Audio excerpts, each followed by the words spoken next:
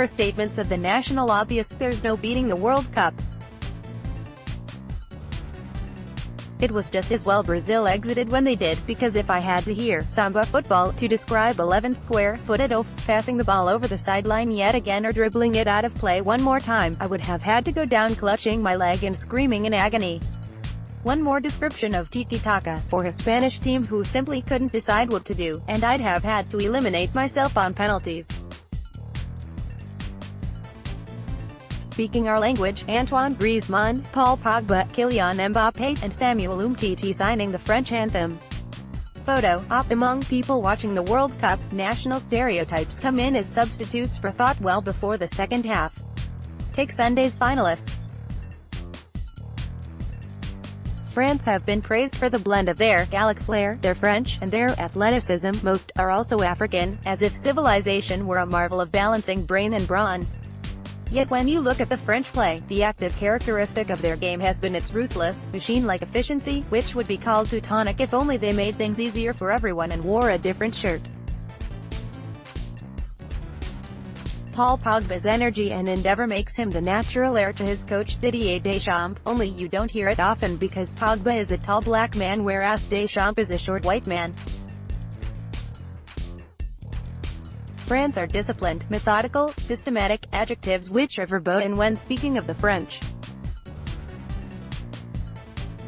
Their opponents Croatia. Ah yes, that mercurial, tempestuous Balkan brilliance, a portrait undone only by the fact that they have ground out 4 hours in the past week of pure northern Protestant grit. Still brilliant, yes, but they have been hardest working men in Russia. It would make things much easier if they were Dutch.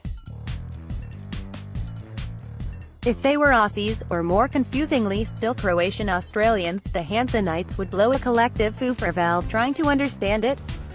Sometimes the stereotype is a useful tool for circumventing the uncomfortable, as with England's implausible progression to the semi-finals. A lot was said about the spirit and unity of Gareth Southgate's team, which they no doubt gained as a result of winning through while Westminster was yanking itself apart.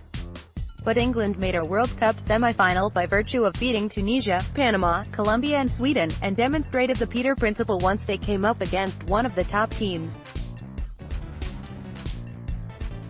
Lucky England? No, that doesn't fit. England are never lucky. It wasn't a soft draw, it was good old John Bull. What all this easy labeling obscures is something very interesting about nationality in football, so embedded it has become almost too obvious to see. Individual qualification for nations in FIFA tournaments. Once a player has represented a country as an adult, he or she is committed to that country and that alone for life, is more strict than in almost any other international sport, and its rigidity is more significant today than ever. The policy was developed over many years, reaching its present form in 2008 to minimize nation switching. It is a policy that both embraces the contemporary world, by assisting the passage towards irrelevance of the equation of nationality with race and ethnicity which cost tens of millions of lives in the last century, while also rejecting aspects of the modern world by resisting the argument of increasing flows of adults and children across borders throughout the course of their lives. In most other big international sports, from the Olympic events to cricket and rugby, players can choose to switch nations at any stage of life. Usually they do so with regret, and to say they are opportunists is a slander of misunderstanding.